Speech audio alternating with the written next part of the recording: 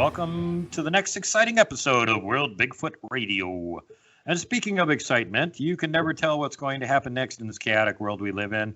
And with my primary platform being on YouTube, that doesn't give me a whole lot of hope. So if you really like this show and you want to make sure that you are going to continue to see it in the future, you might want to hedge your bets and go on over and sign up on BitChute, BITCHUTE, Bright Eon, BRIGHTEON, or library.com, LBRY.com. Library has my entire catalog over there, and they're a great platform. BitChute has a bunch of it, and Bright Eon's just starting to get some. But definitely, so get on over there, join up, become part of the group, hedge your bets, make sure that you're going to be able to get these programs in the future in case YouTube decides to do something screwy, which they do constantly and consistently. Next thing is, there's also groups available on social media. You should get over to Facebook. My primary group over there is Montana Bigfoot Project.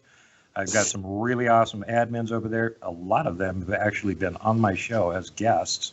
They're also researchers. They turn out their own videos, but they're still kind enough to go do admin stuff over there, post things, and interact with you. So there's a good option. If you hate Facebook, like I do, you can always come on over to MeWe, M-E-W-E, the alternate platform to those jerks where there is no censorship, no data mining, and nobody telling you what you can and can't say. So with that out of the way, and by the way, on MeWe, it's World Bigfoot Central. Come on over. I'll see you there. And let's get back to the show here. We've got guests on. We got two guests on today, and they're repeat offenders. They've been on here before. So I'm really happy to have them both back again. One has been on here twice already. Bet you guys can guess who it is now. But welcome back to the show, Robin McCray and Janice Carter. Hello. Hi. I love you, gals. Great to have you here again. We love you.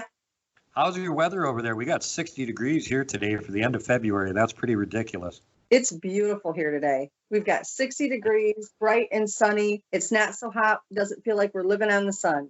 I love it. So we're sharing the same weather today on the opposite sides of the country. That's pretty cool. Yeah, it is. Nice. Well, hey, so let's get into it here. Of course, everybody wants to hear more from you ladies and a lot less from me. So we'll get to that.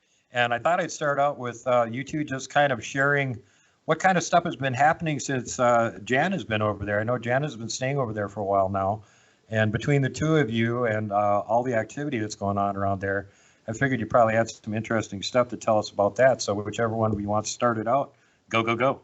Well, it's been crazy because it started out crazy the second Pat and I moved in here. And so then Jan gets here, and it's even more fun because now, you know, it's not just Pat and I seeing it. Jan's watching it, and it's happening to her as well. You know, it makes you feel less crazy when other people are watching the same thing. You know, I mean, really. Yeah. But it's crazy. I mean, Jan looked out the deck one night, and here's this Bigfoot standing next to the deck looking in. You know, I rolled over in bed and had one looking its head in the window. And we've got, I mean, really.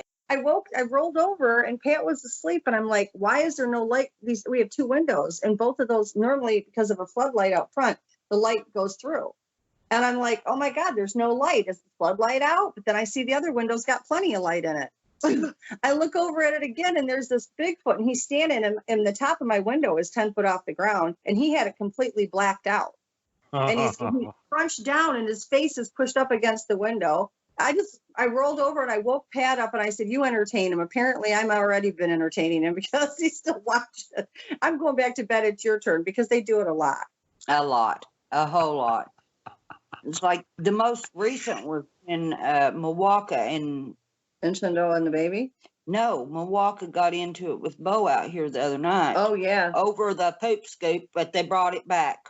Yeah, they were arguing over stuff out in the front yard the other night. And Jan went outside to have a cigarette, and she comes in. They're over there just, you know, screaming at each other. Yeah, they were screaming at each other. They taken off with the poop scoop. We have dogs here, the rescues, and we have a poop scoop. And they took off with the shovel. What they needed with it, I don't know. But I'm like, you all going to wake the neighbors up. They were yelling at each other, and she was just blessing him out.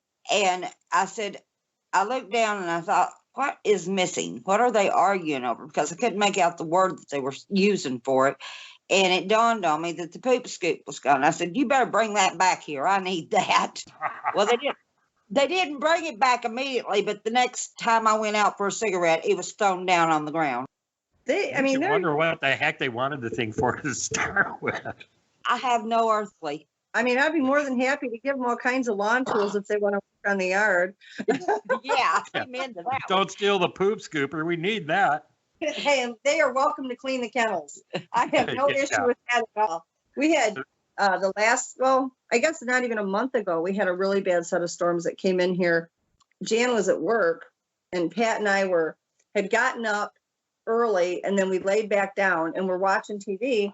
And the next thing I know, the whole 2 walls in our bedroom, they were just pounding on it. I mean, it was like an earthquake that was nowhere else except on those 2 walls in the house. And they're just pounding on it, pounding on it. Pat and I are looking at each other. We're going, okay, what is wrong? So they're trying to talk and mind speak with us to tell us what's wrong, but they were so upset you couldn't make out what they were saying. So they stopped. So they can think too fast, just like they talk too fast. Is what? Oh, yeah. I think so. And so Pat and I, they calmed down. And so Pat and I are like, okay, we're just relaxing. It's actually 5 minutes apiece. We're just going to lay here. And they started back up again. So we looked at each other and said, we better go and find out what's going on outside, because they were frantic.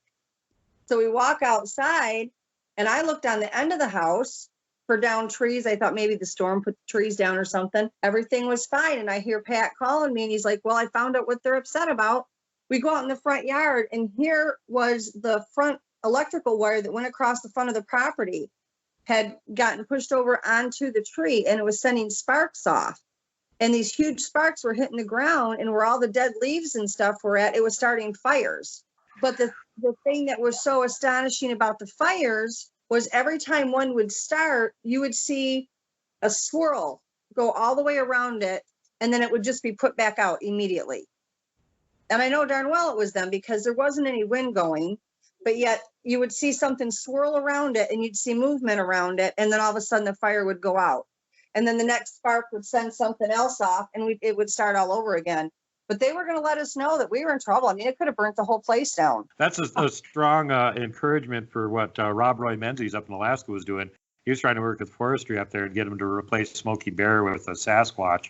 And I think Sasquatch probably cares more about forest fires than Smokey Bear does. So, oh, absolutely. Yeah, they should listen. Yeah, they were really upset. You know, they were. But we have a lot of activity here. I mean, whether it's pounding on the doors. Jan and I one day it was late at night. We just happened to be up talking. And we walked by the front door, and Milwaukee and Shenandoah have a baby, and his name is Zerky. And he's a pistol. He's the sweetest thing ever. And he's a constant around here. He stays playing up by the front of the house. And he had come up on the porch because we've got this metal pan that we have it screwed to the banister, because the dog next door takes all my pans, and we put cat food out for the feral cat. And he had come up on the porch, and he was actually eating the cat food. And as we walked by the door, right around my door has these glass panels, and you can see out him, and he was up there getting the food. We scared the crap out of him. I don't know which was more surprised, us or him. Yeah. And it's a constant. I mean, people wouldn't believe it, but the first time that I ever came to Robbins, I brought Igor down here. It took us 14 hours to get here, and it shouldn't have taken us but 5. Long story. Yeah, I kind of heard it before. There was a whole bunch of misturns and whatnot. And Oh my goodness, it was awful.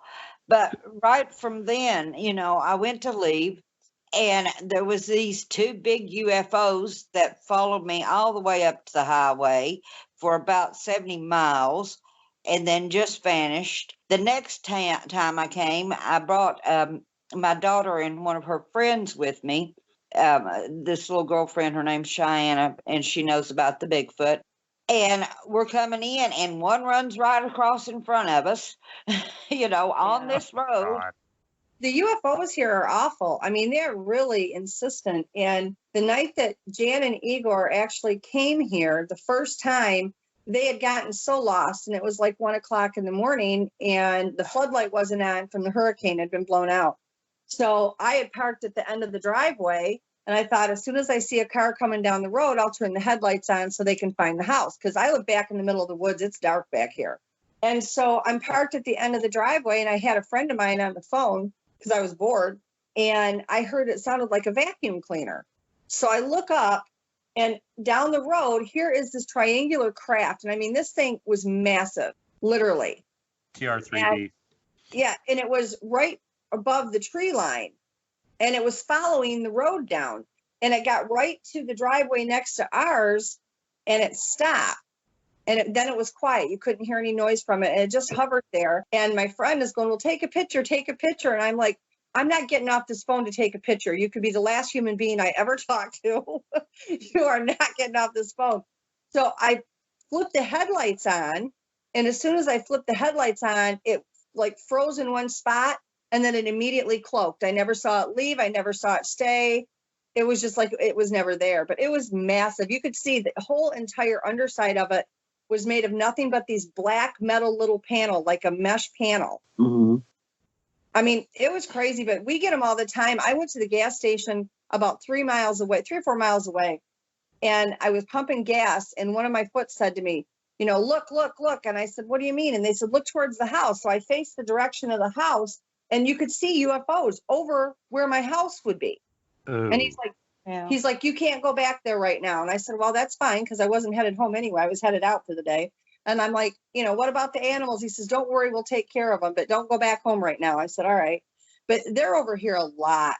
Jan's been followed. I've been followed. Yeah. Pat's been followed. I mean, I don't know what in the world, but they are all over. And then the Bigfoot are constant. I mean, there was a couple times we went out that one time.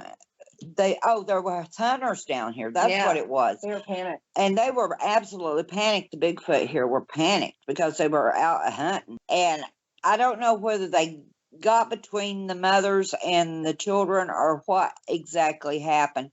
But here I am out in my car at the time, running all over the countryside, trying to find and locate where these hunters are. And I'm calling the phone with Rob and calling back and say, okay, you need to get this one, direct this one over to the house, you know. Yeah, it is, because they get stuck where they can't get away from these hunters. And then they want me to open like a rift or a portal so that then they can in turn get into it and get out, which I can do remotely. It's not a big deal. But so they were getting a hold of Jan, they were getting a hold of Pat, and I'm like trying to open this here and open this here so they could get out. But the hunters here are bad with them. I went to go leave to run up to Aiken one morning. This is about a year ago. And as I was pulling out of the driveway, one of them got hold of me in a panic, and he's like, help me, men with guns. And I'm like, okay, who are you? What are you? And where are you? If you can answer the 3 W questions, then I'm good. And he's like, you know what I am, and I'm down the road from you. He said, just keep driving down the road. You're going to find me. And I'm like, okay. I go down there, and there was a truck down there with 3 men with guns, and they're doing the whoop calls. Now, if you're doing a whoop call, you know what you're looking for. Yeah. You are not just, oh, look, if there's something walking around in the swamp. If you're doing whoop calls, you are specifically trying to get a Bigfoot. Yeah. And they had guns with them. So I drove past them because I thought if they even think that I know anything about the Foots, they're going to be all over here. So I drove past him, and I told the Foot, I said, go back to the back of the swamp and go back to my house. I said, Pat's there. He's not going to let anybody mess with you. So he did. He came back, and he stayed for about a week. But then this past summer, a kid down the road, he must go up and down this road. I mean, and not that there's not more of one that looks like him, but he's a real beige color, like a buff almost. Yeah. And one of the kids up the road called my neighbor's grandson and said, you won't believe I just saw this cream colored thing walk through my backyard on 2 legs. Wow. And I'm like, you guys have got to, people have seen him up and down the road here. Oh, yeah. And the guy that owns the tree farm across from me, fortunately, is very kind about the fact that they're here. He keeps it posted. He keeps that place under lock and key. And I wasn't really sure as to why. And we found out recently it's because he knows they're in there. Yeah. But they call them swamp bears. Yeah, they don't know what they are. Swamp bears. Isn't that great? Yeah, we got boulder grizzlies out here. They throw rocks at you when you go by. We were out on the porch one night, and Zerky plays. I have a tree line that goes down my property. And when I first moved here, it was beautiful. I had all this room, you know, and I had it isolated from any neighbors because of all these big, huge pine trees and bushes that go up and down the side of my property. Well, that now is a total disaster. They're all hollowed out. They've made tunnels through every one of them. I mean, literally tunnels. And then the other day we had one of the pine trees got broke off, and I went out there to look at it because it came down on another power line. And I'm like, this was a live tree. There was no reason for it to break off. So my guess is Zerky was playing and snapped the bloody thing because he goes from tree to tree to tree. But they've got it all hollowed out in there. And Igor, when he was here, was insistent he was going to go in. They've got this little alcove. And I Milwaukee, think we actually got a picture of him on the entrance to that thing. yeah. And Milwaukee's got it all gutted out in there, and she sits there, and Zerky runs up and down the treeway, and then Shendoa stands across the drive, because it's just like a 2-track dirt road, and he stands on the other side, and he's got 3 other foots that stand with him, and they watch this child play. This is a all the time thing, and they're quite happy that way. So they were gone one day, and Igor decides he's going to go in there and sit, and I said, "You are going to tick them off." "Oh, no, it will be fine." I said, "Okay, let's." Yeah. How about the fact that the snakes get in there? You get the copperheads under all that pine mulch. I'm like, just don't go in there. "No, I will be all right." I said, "Well, I will put out a memo to the copperheads that they are not to bite you because you are Igor Borstep. Yeah. And we are going to let the Bigfoot know that it's okay for you to play in their area because you are Igor Borstep. But if they don't get the memo, we're going to have problems." I think he sent out those memos like 20, 30 years ago already, didn't he? I keep sending out memos, but nobody listens to him.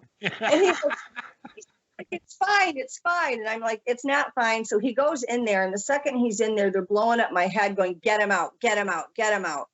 So I finally convinced him. I said, "All you're doing is stressing me out. Will you please come out?" So he finally came out, went about his day, took a bunch of pictures. We did the traditional photo op. And that night, Jan and I are standing on the porch, and they were, she was. she was pissed. Zerky had come into play. Shendoa was across, and so were the other 3 foots. I keep calling them the 3 wise men because they're a group of 3 that just follow Shendoa around. And they were there, and Milwaukee hadn't come in yet, but Zerky was.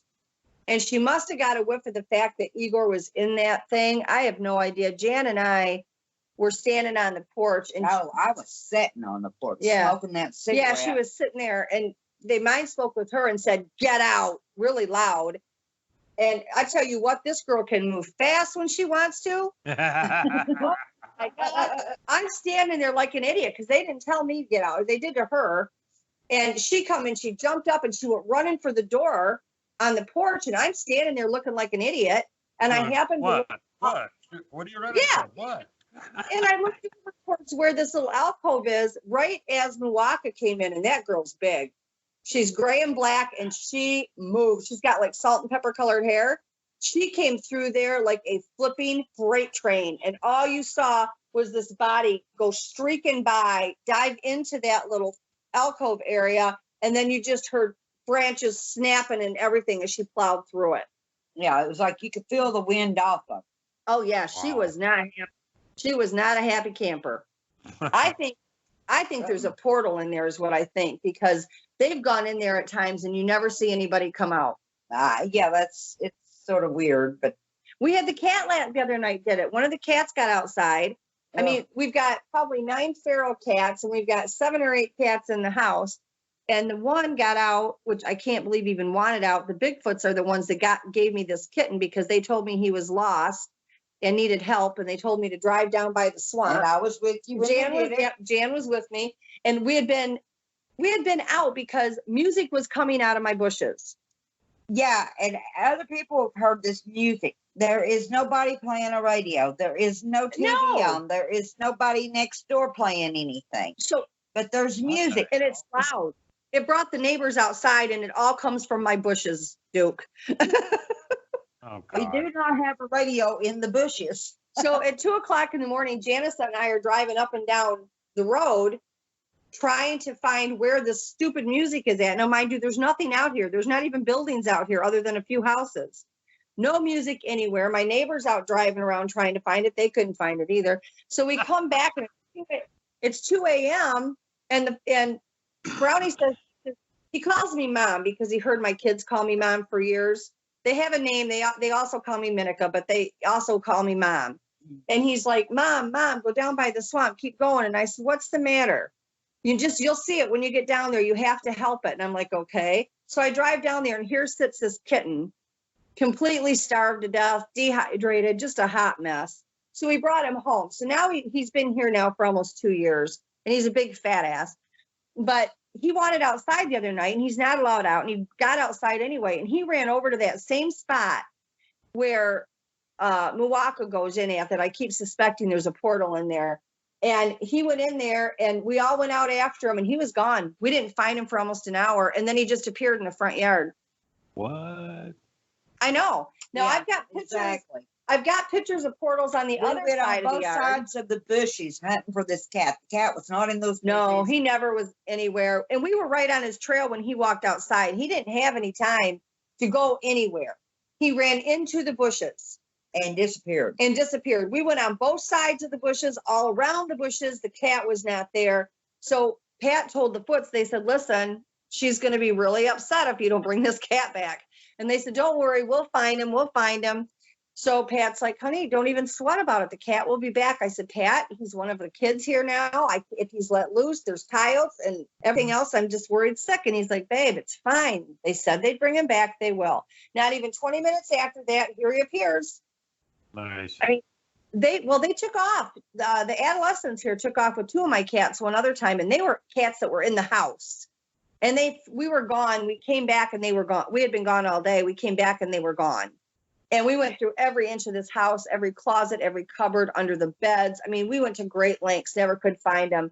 And I was just frantic. And so Brownie said he would make sure they were back. And then he got hold of Pat and I, and he said, don't worry, the adolescents took them. We're going to get them back. And I was literally standing in my hallway, and I looked down and they were right next to my ankles. But they were so scared. It took a week and a half to calm these cats down. Wow. Yeah, they probably weren't used to being tracked down and grabbed by Bigfoot. I know. Well, we tell this stuff, and we don't. People that come to visit or go out with me or Robin know that we're for real. They're believers when they're done. They're believers when they're done, and sometimes they'll come back, and sometimes they never want to come back again. And that's the truth of it. Well, tell them about the Parmesan. Oh my God. They come in the house, okay? You can't keep them out. Once you let them have one thing, they're going to help themselves to whatever. They took off with 2 bottles of brand new Parmesans, never been opened. We put it in the refrigerator. It was gone. They took off with this little figurine that Robin has, a grandma and a grandpa that's set up on top of the cabinets. Yeah, they took Grandpa for a long time. They took Grandpa. They took off with the cutting board and had it for 3 months, and it suddenly reappears. We tore the cabinets to pieces hunting for this cutting board. We actually went out and bought a new one, and it shows up.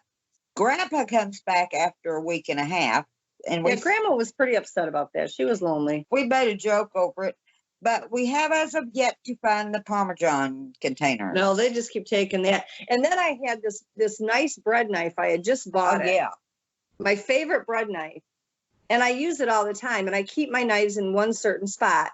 And this bread knife was gone. I had left it on the counter, which was admittedly my fault. I went in to take a bath. I came out. It was gone. Nobody in the house knew where it was. So we searched everything. It was gone for almost a month. And the other day I was standing at the stove making dinner, and one of them popped in and said, thank you for the knife. And I said, what do you mean the knife? And they said, look over such and such. I go over there. There it's it. Guys are rotten. But Pat's had that black pillow, and I've got pictures of that. I think I sent it to you. Well, Yeah, there's we had that on a previous show with the huge handprint on it. Yeah, that was next to the bed. But there's constant handprints all over the house. Muddy footprints. Muddy footprints. There's no Oh, God. windows. It's a Inside and free-for-all. out. Now, I will say this. Any of the ones that have been in the house have always been the good ones. I mean, I told them a long time ago, anything, anything pure of heart, anything that's good and not ill-intended is welcome as long as they come in peace. And I've got an energy bubble around the house anyway. So if anything negative tries to go through it, they get fried like they're, hitting it, walking into an electric fence. So we've been lucky. Yeah, Jan, tell them about that. That was One of our friends was here for the Somerville conference with us, and he spent the night. His name's William Henry. He's part of our team, Bigfoot University team, and he spent the night. So he goes up and he goes to bed, And in the middle of the night, he hears this music. Again with the music. Again with the music. And he said, I woke up and he's like, well, I'm hearing it in my head. And then he said, no, I was really hearing it. And he was like, well, how in this world do I change the channel? You know? So in a little bit, he's sort of, he's just sort of laying there relaxing, and he said the bed starts shaking, just the bed. He reached over onto the windowsill to make sure we weren't having an earthquake. He said it was only the bed shaking, and it was just shaking like all get go with him in it, So he gets up and he comes downstairs, check his truck. Well, at the time, I guess he didn't notice it. But anyway, he went out, he checked his truck. This is like 5 a.m. in the morning. And he goes back up and he goes to bed for a little while. And he gets back up the next morning and he's telling, my daughter actually heard him go down and check his truck. But anyway, he's telling me the next morning about all this stuff. And I said, I told you, I said, you better lock your truck doors last night. I said, you did lock them. He said, yes. Not that it matters. Not that it matters. They're going to get in there regardless. So anyway, Robin had seen one. Yeah, I watched it from my bedroom window. It walked across the front and it went over by his truck. And then it was at his truck for a minute. And then it went from the truck over. I have a kennel in my front for these foster puppies because when they first got here, they were so sick. I didn't want them by the other dogs. So I put their kennel in the front yard. And so this black foot had walked between the truck and the kennel. And then, so we go back out. I said, okay, come on, we'll go back out. Check your truck. I said, go over there and make sure your truck's still locked and everything. Well, lo and behold, here's a great big handprint on his side window mirror on the passenger side where they tried to get in his truck, of course. And then we walked over and we were looking up and down the tree line in behind this dog kennel. And there's little teeny tiny footprints, bare footprints. None of us have a foot that small. So it was a little child that was with them, But this kind of stuff happens all the time. And it's like, it's constant. It's constant. And me and Robin sort of just like, oh, well, it's Bigfoot again. And we go on about our business. And when people are here, they're like, it's a Bigfoot. What's the matter with you? And Shadow is forever. I've got a white Bigfoot that actually was from Michigan when I moved. Him and Brownie came and then their families. And he goes up to that front window and he likes to tease the cats. He doesn't hurt them. He's been excellent about not hurting them, but he does. He takes his fingers in the screen. He pokes his hole in there. And I was sitting one night and all I saw under the window was this arm come up from the elbow and flip up and whack the screen. Totally freaked the cats out. They're flying a million different directions. So then like a week or two later, Pat's out in the living room and I was laying out in the bedroom and all I see are cats getting airborne. And he did the same thing again. They're sitting on the windowsill. He scares the crap out of them and they're flying through the air.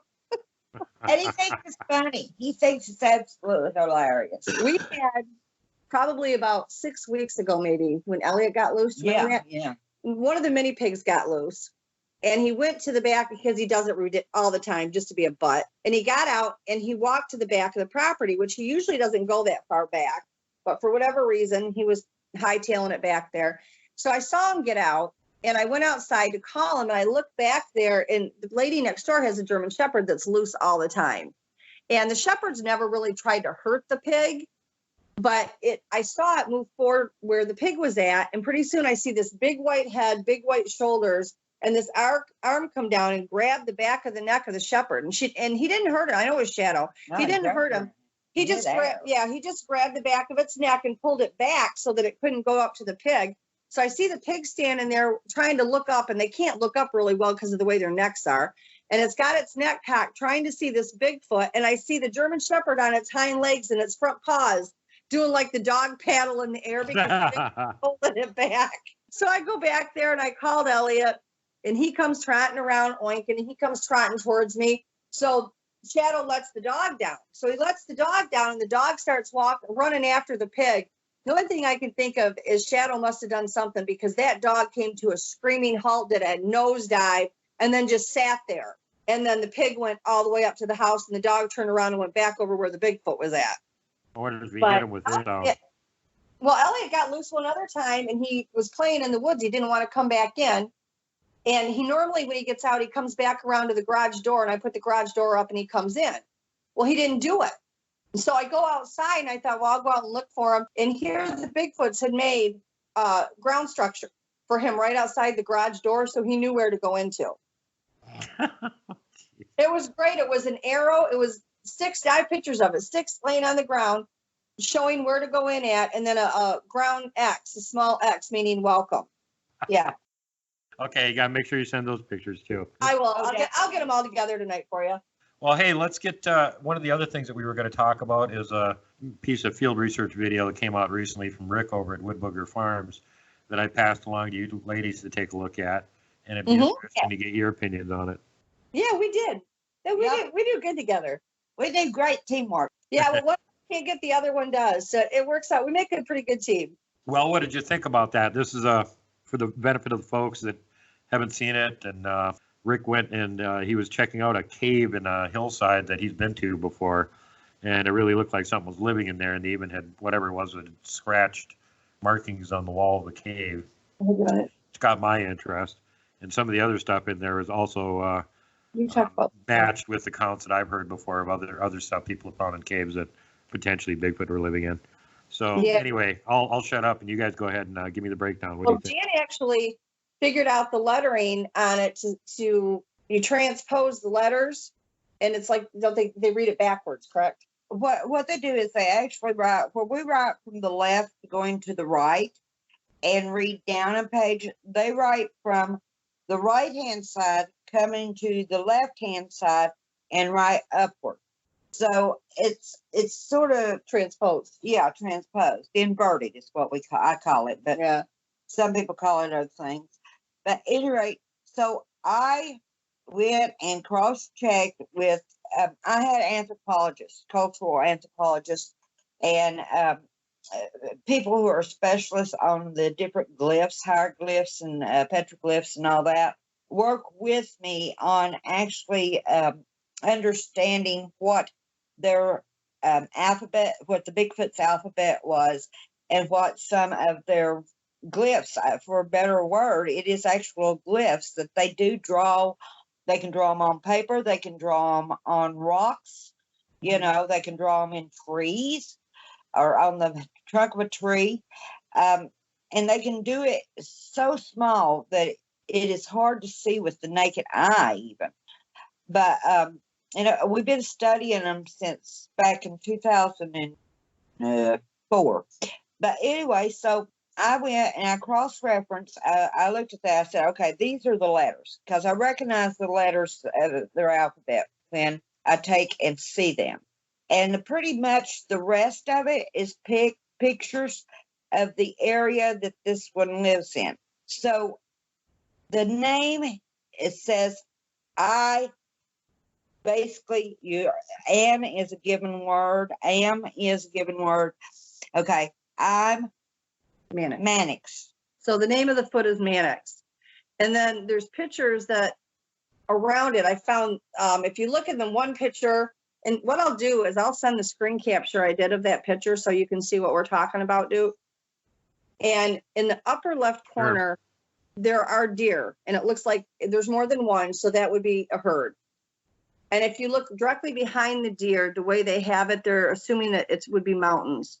Yes. And then on the other side, on the far right, is a circle that almost looks like a water drop or mark, but isn't.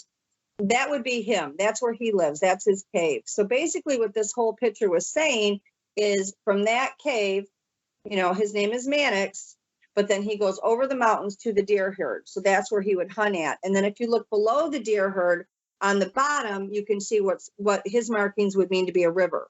So he's showing where you can go to hunt to get food as well as where there's water. So it's basically a map. Yeah. And if you notice also in that cave that there are two jawbones that are placed in a neck. And what they do is when they do a deer kill, they will sometimes take those jawbones because the deer's teeth are actually serrated, believe it or not. And they make good saws Mm-hmm. for them. And the teeth are actually locked into the jawbone. So if you kill a deer, those teeth do not automatically fall out. No, they stay. They stay. They stay in the bone until the bone is gone, unless something takes and eats them out. You know. I mean, they can use those jawbones for just about anything. And they use them as saws. They use them as hand tools.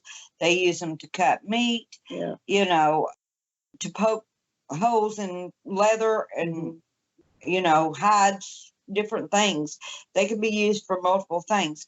They also very much have a scraping rock in there, what I call a scraper.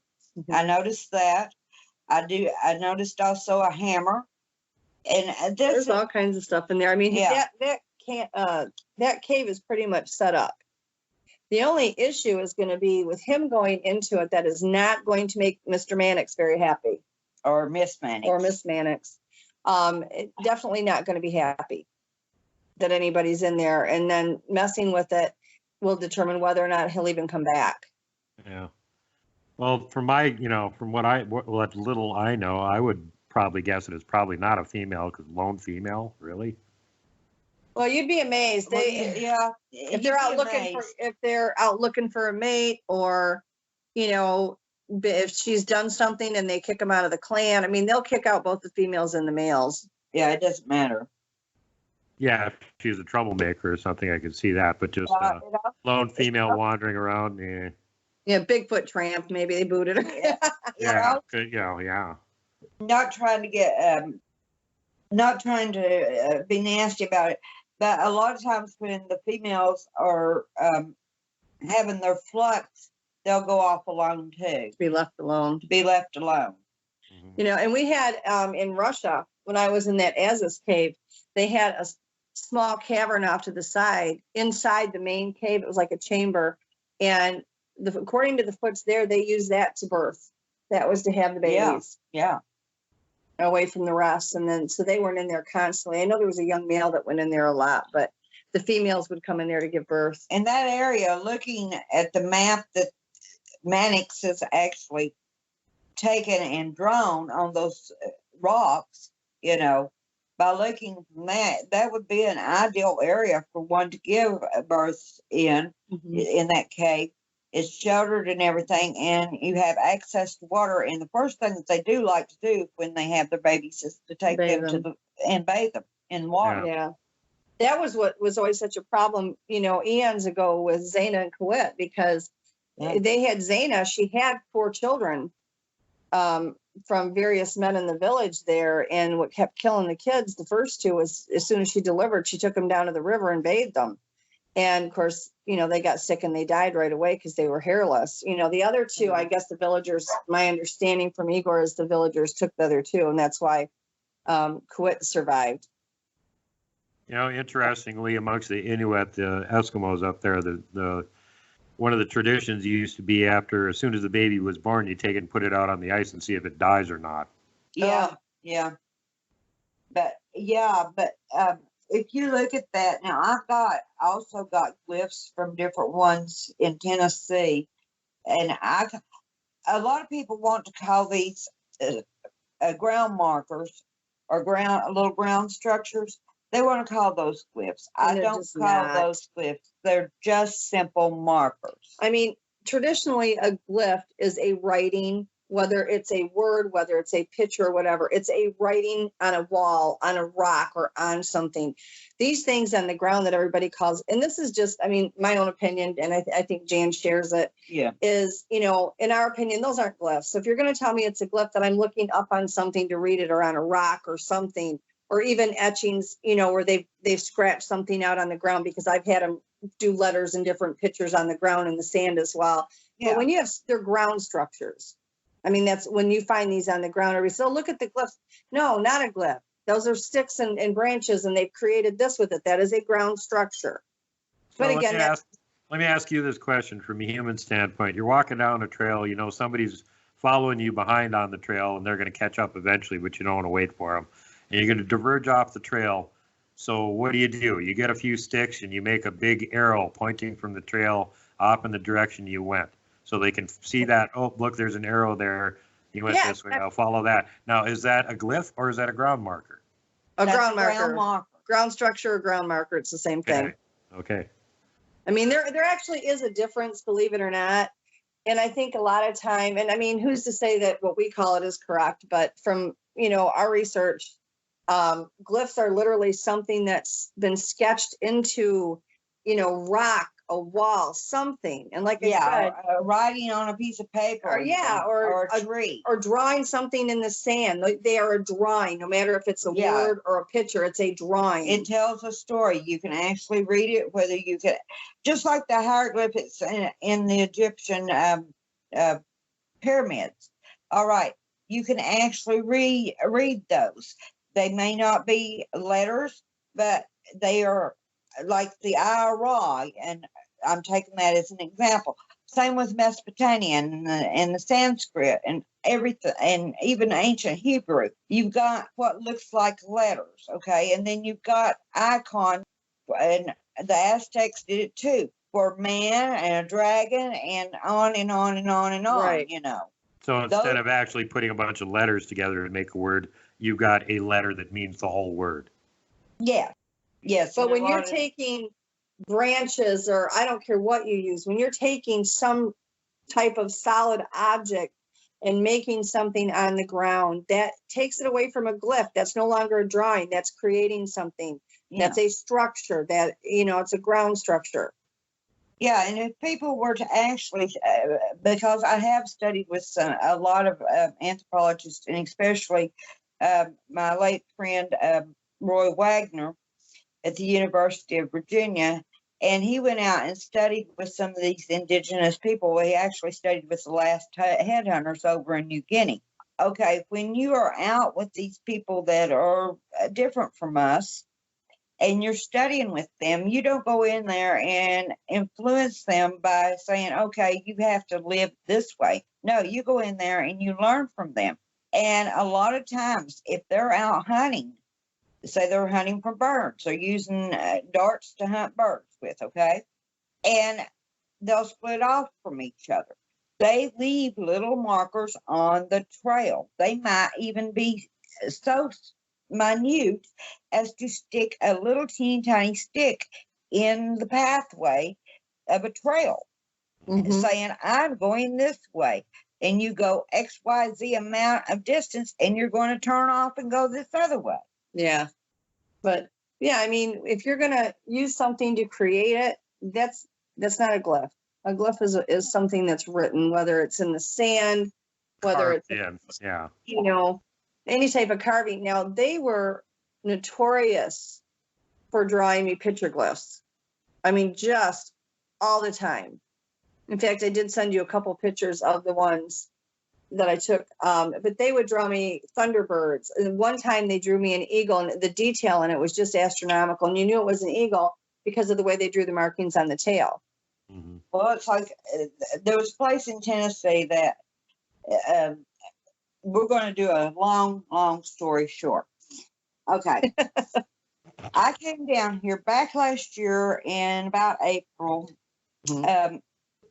These Bigfoot contacted both me and Robin, and they said that if Robin didn't come to Tennessee to do some work in an area that was my research area that Robin has never been to in her life, that they were going to kidnap her and take her there if she didn't go there willingly. Oh, good Lord. That's pretty insistent. What the hell? Oh, well, they came, the messenger for it actually came here to the house. And he was very kind. He was very nice. And he was very sweet. He looked in my eyes and he said, I'm going to take you. And I'm like, excuse me? And he's like, no, I'm going to take you. But then he didn't. And I was like, what's going on? So then he starts telling me all this stuff and he leaves. And the next morning I get a hold of Jan and I'm like, okay, this is what's going on. And let me tell you something. My body could not handle being thrown over a hairy ass shoulder and hiked up all over the way. I mean, they were showing me the path that they were going to take, all of this stuff. And I told them, I said, anytime you've asked me to do anything, I've gone. I do two things. I see, will it help their people and will it help our people? And as long as those are both a yes across the board or no side gets hurt, I will do it. Now, there have been times I've refused. but she had to be in Tennessee for the summer solstice. Yep. And we had to be in this certain area, so we went. Now I have another special relationship with a Bigfoot that I named. We started calling him Grumpy when he was young. He would come charging out, but he would stop short of running us over and coming right out on top of us. So we dubbed him Grumpy. Now Grumpy and We I got him on film. yeah, Too. yeah, I got him. But anyway, so Grumpy and I have a writing rock. We call it our writing rock. I write message to him. I have for years, and he writes messages to me on this rock. And I told Robin, I said, we have to go down here and check this rock, and that way I'll know what we're supposed to do and where we're supposed to go to find them. And I did, and of course, he wrote out this entire information for me, and I'm like, okay, I know where we need to go, and I know what we need to do. And Robin was there, Pat was there, my daughter was there, and my ex-boyfriend was there at the time, but they would not let the men come with me and Robin at all. They only let Holly come in one area. And in the one spot, they would only let me go. Yeah, and in the one spot, they would only let Robin go. So you do what they ask you to do, and there's reasons they ask you to do this. And it's not that they have anything against me or anything not at against all. any of the rest of them. It's just we're like their puppets on a That's what. string. Yeah, that's what I say. I try to be a good little puppet, but they had work they wanted me to do that nobody else was going to be able to do. I had to do it, but I didn't know the area, so they wanted Jan to be my guide, which was tremendous because her, like I said before, we make a great team. We work fantastic with each other. What one can't do, the other one can, and vice versa. So it really works out well, and we have like a whole hell of a lot of respect for each other anyway. Yeah. So I mean, it works out beautifully. So she, I would say, okay, they're showing me this picture of I need to have this, and she's like, okay, I would know where that's at. Well, years ago, and when I say years ago, I'm talking back in 2015 or 16, I think 15. I was actually doing college work, and I was at my desk, and the Foots popped in and said, draw this. And I'm like, okay. And they had me draw this totem. And I said, okay, now that I have this, what do you want me to do with it? And they're like, you're going to need it later on. And I'm like, okay. I folded it up. I put it in a file box that I have of stuff of theirs, and it disappeared. I've not seen this since 2015. So now we get there in the mountains, and I'm doing this work, and they wanted me to do a certain ceremony that they have taught me. And I started to do it. I opened the bag to get the things out of it. And here is this paper with the totem on it. Now, I haven't seen this since 2015. So I'm like, oh my God, where in the world from? And so they told me, they said, it'll help get you where you want to go. So I showed it to Jan. I said, does this make sense to you? She said, oh, I know exactly what that means and where it goes. So You guys are a good team, yeah. But I mean, I hadn't seen that paper since 2015. And it had never been in that bag.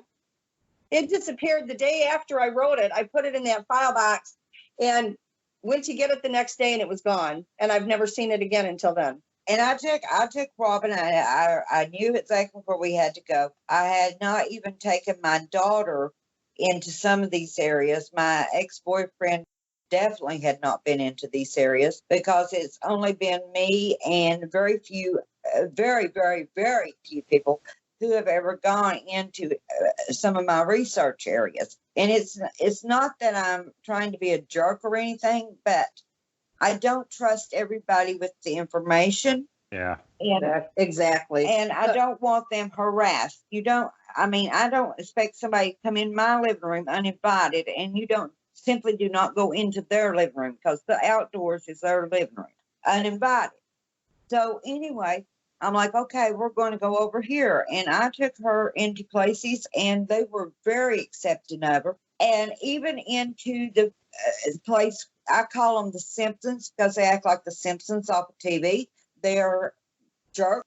But even they were fine with me. They were fine with her. They came up. They were interacting. There were just a ton of different clans that conversed because the week before we were getting the name of this clan and the name of this clan, and don't worry, we will be there. Will you be there? And I'm like, I'll be there. And the one that had come to me the first time and said he was going to take me, I told them like a week after this, it all went down. At first, they weren't even going to let Jan go or Pat go or anybody. And they said they would try to kill him. Yeah, they were going to try to kill him if anybody went with me. And I'm like, well, if you want me to get there, considering I've never been there before, somebody's got to go. Yeah. So they finally consented to let him go in so far with me. And then I had to go the rest by myself. But I mean, at least they let Jan go because I didn't know where I was at. I'd never been to these mountains before. But I told him, I said, here's the thing. If you guys throw me over your shoulder like the big plan is, I will never survive. I've got too many health issues. I won't make it. If you want me there, I will simply drive there. And it was, if I wasn't there by a certain part of the morning before high noon came, then they were coming to the house looking for me. And I'm like, good Lord, like, what is the big deal? Well, we found out what the big deal was when we got there. But I mean, it was literally crazy. Mm-hmm. But all the Foots were very well behaved. We didn't have a problem. We got a picture of one of the Simpsons. Yeah. Pat was taking a picture and he showed up in one of the pictures. Yeah. So what was the big deal that they had to have you there for? There was a government incident that had went on there that had caused a lot of issues for their people.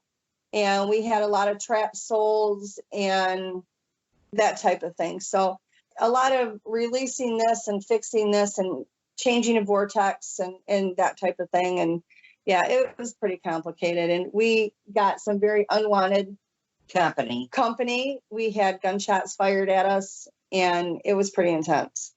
Wonderful. Doesn't sound like fun. Hey, another question that comes to mind here. I've experienced this myself and a lot of other researchers too. What is the deal with them and ghost towns and old ruins and stuff? Why do they always like to hang around them? The energy. And they considered it sacred grounds.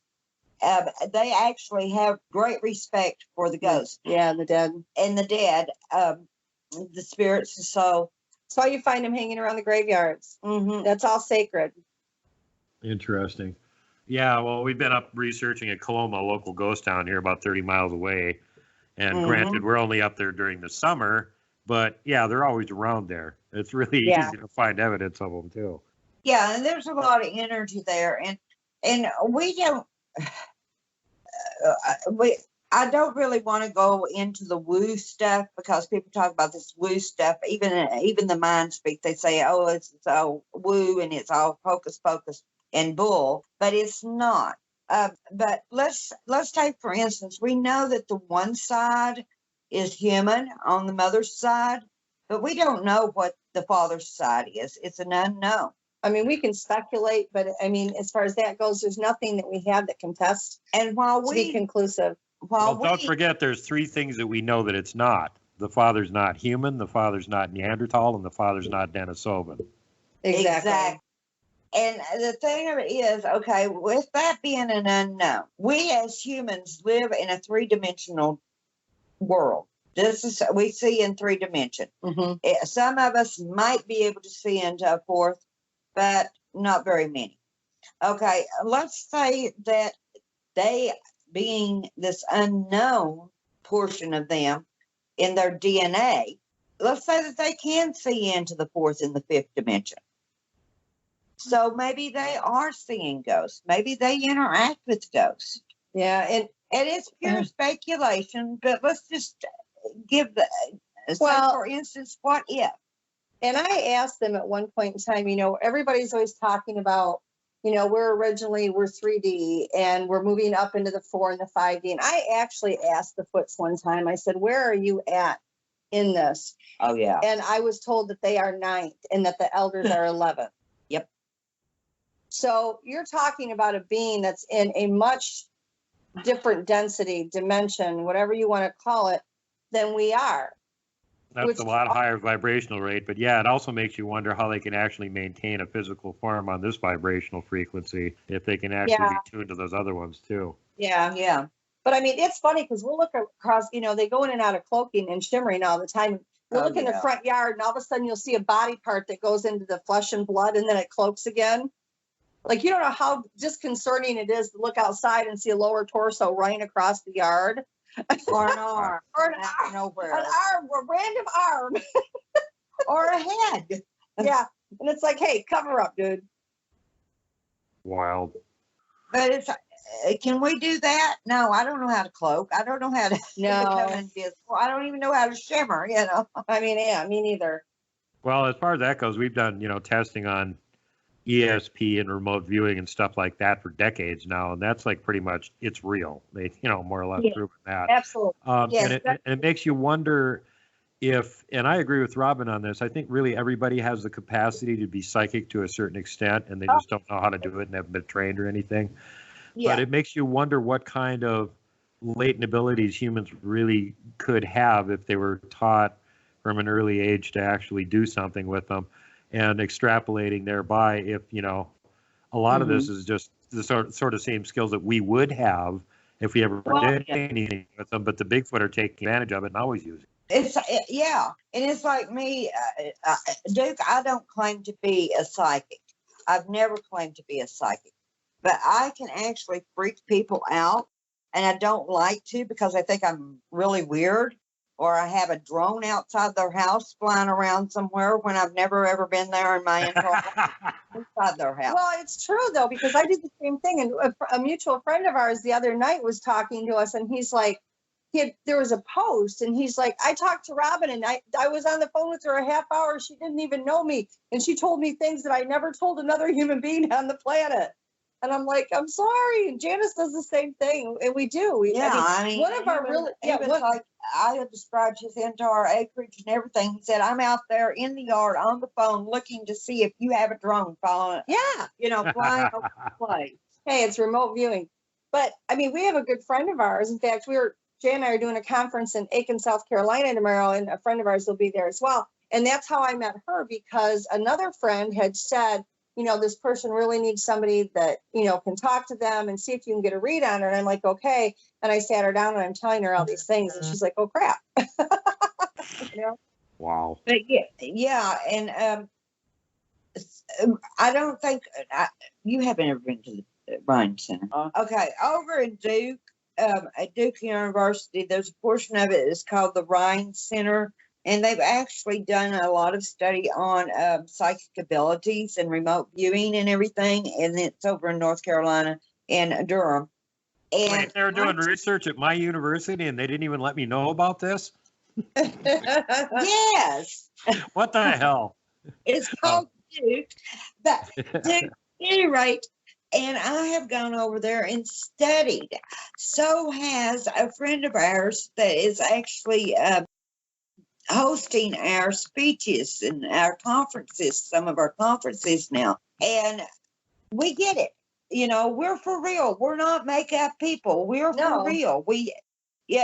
That's not saying that we're 100% psychic all the time, because there are times. No, nobody gets it all the time. That you can't. I had a woman that came to visit me at a conference because she wanted to talk to me about some ET experiences that she had that she has tried to get help with through therapists and different remote viewers and other people, psychic people, her whole life, and has gotten nowhere. And a friend of mine, again, everybody finds me word of mouth, said, well, come and talk to Robin and see what she can tell you. And so she came in and we sat down, and I said, I don't, really know what you expect me to do or you want me to do. I said, just talk to me. And she didn't tell me any information. She told me her name and everything. And she came up and she shook my hand, and I'm like, all of a sudden, all this information just came pouring out. And she just burst into tears. And I said, what's the matter? Are you all right? I wasn't trying to upset you. And she said, no. She said, you just filled in the blanks that I've tried for over 60 years to have filled in. And it happens when it happens. Yeah. It's not like, I don't feel like I can just, snap my fingers. But going back to them, it's like I myself have a lot of, I do it more for fun and at my own leisure, but I've done some of these ghost hunting expedition thingamajigs and just done it for fun, sitting around, nothing else to do. And my friends have ghost box or whatever they call those things, where the ghosts can talk over them and everything. Right. And I'm like a ghost magnet, because the ghosts like to talk to me. Do they not, Rob? Oh, yeah, they do. They like to talk to me.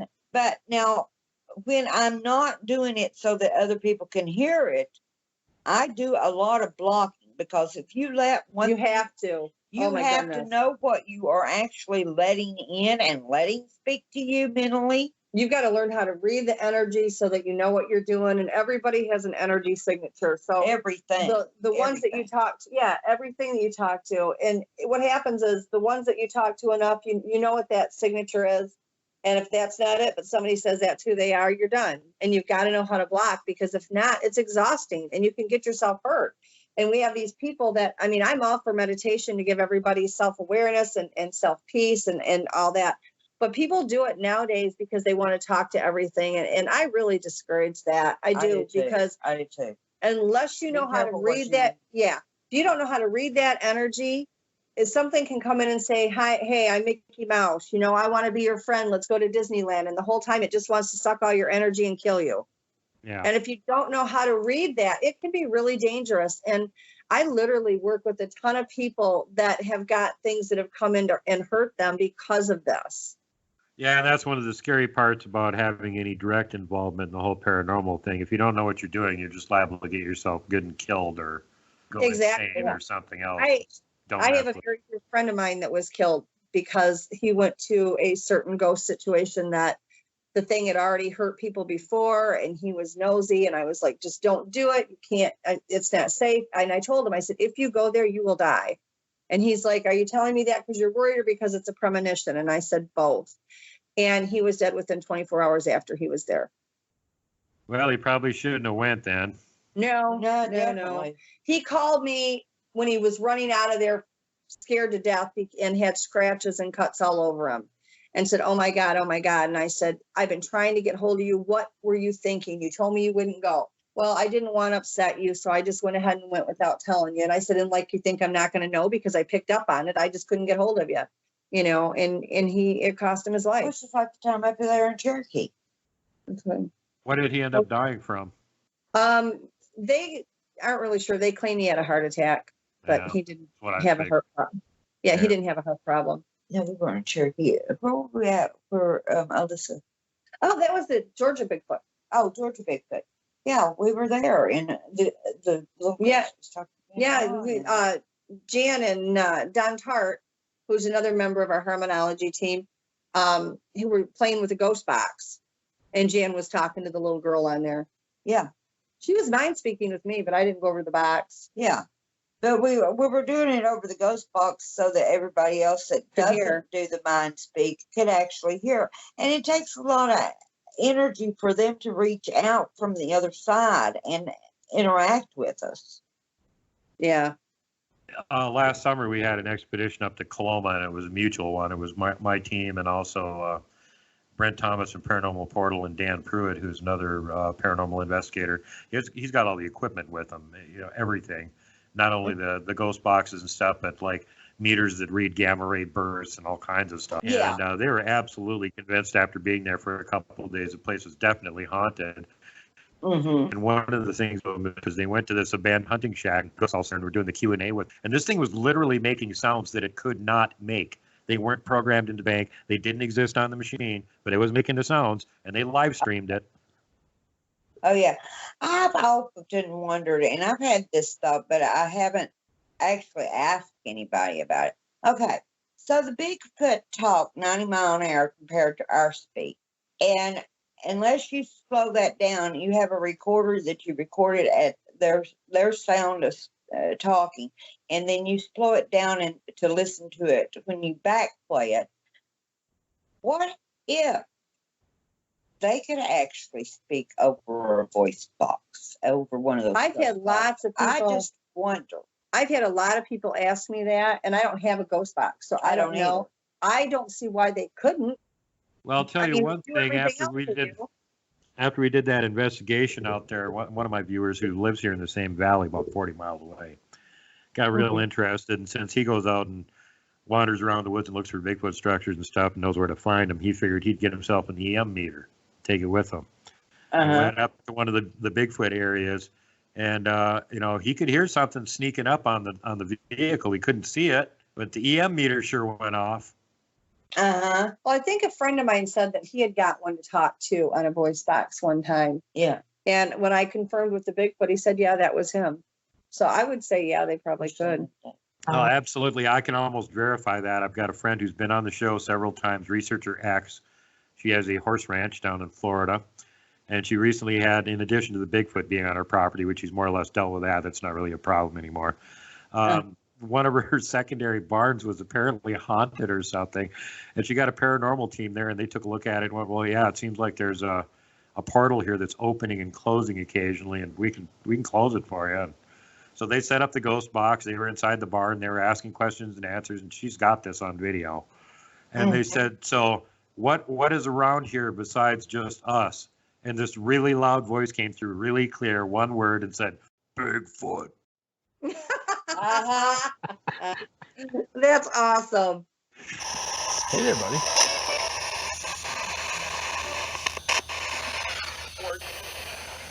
Wow, it just said horse. You heard that, right?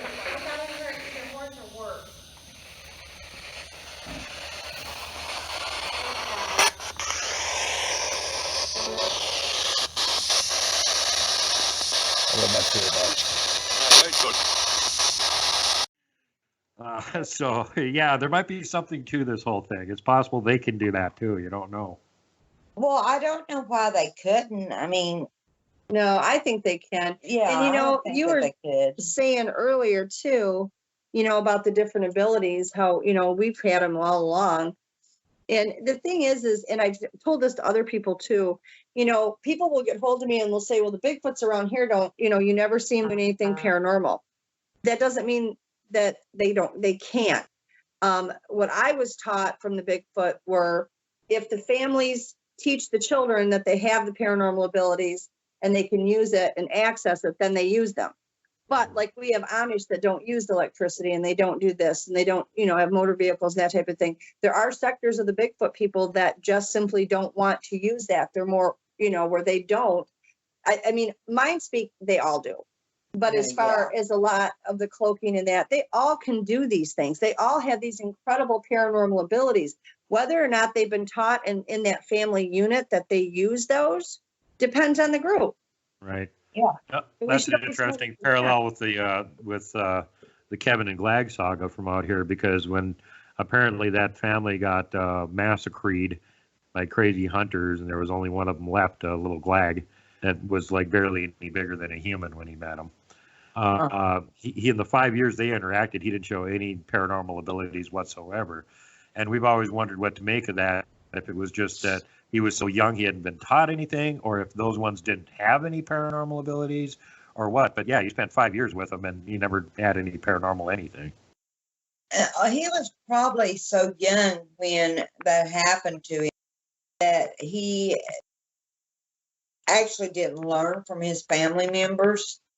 But that's not to say that after that 5 years of interacting with his friend there, that he didn't go back out there and meet up with a tribe or a clan and or started using them. Started using them. Exactly. Yeah, You know, he actually, that was the last, both of you need to listen to this show, by the way. The last thing that happened was that he actually saw his buddy Glag with a young female. So he either got accepted to a troop or he found himself a girlfriend, one or the other. But we're still guesstimating that he was probably only like 13, 14 at most. Yeah. Actually, it's a little old for him. But I mean, you know, and it's like with our people. Can you imagine all the abilities we have? I mean, Jan and I were talking the other day and we look at the stuff that we can do. And it's like, and I always tell everybody that if I can do it, a trained chimp can do it. I mean, really, you know, it's just if you tap into it, if you acknowledge that you have it and you work on it and you use it, you know, if you don't use it, you lose it. Well, also, you want to use it in the right way. Exactly. You don't want to use it for, Duke, I always try to go along the lit path, so to speak, and I don't try to steer off into the bad. I go for the light. I go for the good. Yeah. But now, if you want to cross my path, or Robin, as far as that goes, and you want to push our buttons, yeah, we can go to that dark side in a heartbeat. We just would prefer not to. And the thing it is, the karma you get when you go there willingly, it's one thing to It's hard protect. to shake. If it's something where you're protecting yourself, that's a little bit more forgiving. But like I personally don't do dark things. If I have to protect somebody to do it, that's something different. And then I get consent and permission before I act on it. Yeah. But when you start doing, whether it's black magic or whatever you want to call it, you can't come back from that. That karma's, you're stuck with it. It's permanent, which is why I don't do it. Yeah. Yep. Makes sense to me. I always sort of figured that it was like electricity. You know, you can use it to power iron lung, or you can use it to power an electric chair. It just depends on what you do with it. It by itself is neutral. Exactly. Yes. Exactly. Yeah, everybody has a choice. I mean, you come out when you're born as being neutral. What you choose to do with your soul, what you choose to do with your heart, you know, that all comes down on you. And if you make the wrong choice, I mean, I'm not perfect. I don't ever claim to be perfect. No, we're not. But I at least make an effort to try to stay on that path of light. You know, we're all fallible and flawed human beings, and it's impossible for us to actually be perfect, but we can at least make the effort to try. Exactly. Yes. I mean, there's things I do and I think, why did I do that? I should never have done that. I should never behave that way. You know, I mean, we're not perfect. We're not going to ever be perfect. And I don't even claim to be, because I know better. I can give you a list of my faults that are taller than I am. But, you know, I think the best we can do is when we get up every day is try to be a decent person. Yeah. Yeah, pay it forward. Try and be nice to people, and safety first, last, and always. And don't hug the Wookiee. And on that note, is there anything else you ladies wanted to share? Because we're well over an hour here, so we can kind of wrap it up. I'm pretty good. I have an appointment in 10 minutes. Okay. Well, I think we better wrap it up then. Thanks, both of you, for coming on the show again. Jan, we need to have you back on a solo show. Quit dodging me. I'm not dodging you. I just have been working. I am actually the dog trainer at Pet Sense, and I work there, and I enjoy my job. What can I say? Yeah. Well, I would love a job like that too. I love playing with animals. It's like I said, it's 60 here today, so I got my bearded dragon out running around. He's having a blast. He's like, woo, Oh, yeah. spring. All right, ladies. Well, thanks for being on the show again and sharing all of your experiences and information with everyone. And I'm looking forward to having you back again. Sounds Okay. good. Talk to you All right. later. Okay. Bye. Bye. All right, is there somebody here with us? Did you hear that? You heard that, right? Hey. That was a clear...